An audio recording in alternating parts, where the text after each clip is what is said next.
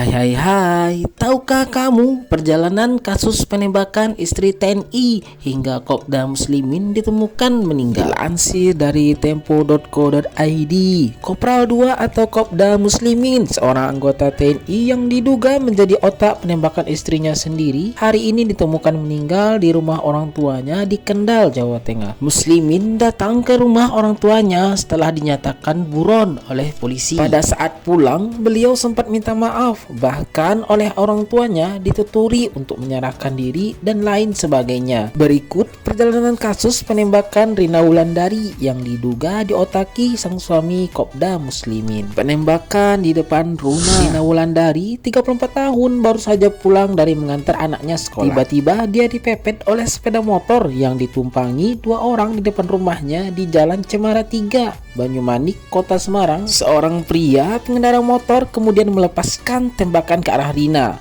Dua tembakan, satu bersarang di perut korban, kata Kapolrestabes Semarang Komisaris Besar Irwan Anwar pada Rabu 20 Juli 2022.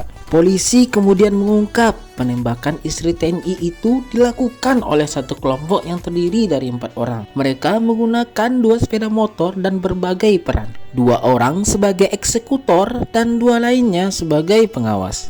Pelaku penembakan ditangkap. Polisi akhirnya menangkap 4 pelaku penembakan Rina Wulandari pada Jumat 22 Juli 2022. Tim gabungan Polda Jawa Tengah menangkap salah satu pelaku penembakan istri anggota TNI, kata Kapolrestabes Semarang Komisaris Besar Irwan Anwar di Semarang Jumat 22 Juli 2022. Selain itu, petugas juga menyita satu pucuk senjata api yang diduga digunakan untuk menembak korban. Meski demikian, Irwan belum menjelaskan detail identitas pelaku maupun kronologis penangkapan. Sebelumnya, polisi sudah menemukan lebih dahulu 2 sepeda motor yang digunakan keempat pelaku saat beraksi. 2 sepeda motor tersebut, masing-masing Kawasaki Ninja, diamankan di sebuah rumah di Mijen, Kota Semarang. Sedangkan Honda Beat diamankan dari sebuah rumah di Sayung, Kabupaten Demak. Kopda Muslimin diduga otak penembakan istrinya. Panglima TNI Jenderal Andika Perkasa mengatakan Kopda Muslimin diduga menjadi aktor intelektual dalam penembakan istrinya sendiri, Rina Wulandari. Andika mengatakan tim gabungan Kodam dan Polda Jawa Tengah telah menangkap pelaku penembakan tersebut. Eksekutor disuruh tembak kepala tapi tak tega. Sugiono, eksekutor penembakan terhadap istri anggota TNI Rina Wulandari, mengaku diminta menyasar kepala korban oleh suaminya Kopral 2 Muslimin.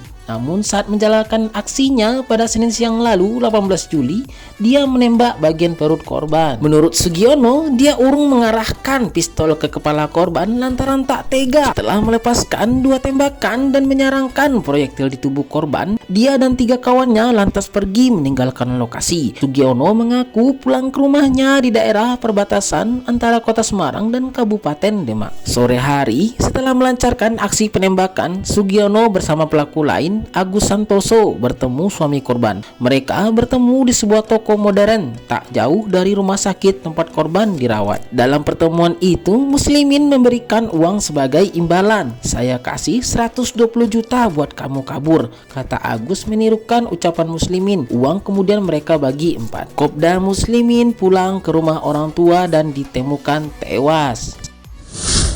Pada Kamis dini hari 28 Juli 2022, Kopda Muslimin pulang ke rumah orang tuanya di Kelurahan Trompo, Kabupaten Kendal, Jawa Tengah. Menurut Kapolda Jawa Tengah Irjen Ahmad Lutfi, Muslimin sempat meminta maaf kepada orang tuanya atas kasus penembakan istrinya. Sekitar pukul 5.30, pria itu masuk ke kamar dan sempat mengalami muntah-muntah. Kopda Muslimin ditemukan meninggal sekitar pukul 7 oleh ayahnya, Mustaqim, di dalam kamar. Polisi akan melakukan autopsi jenazah Muslimin untuk mencari tahu penyebab kematiannya.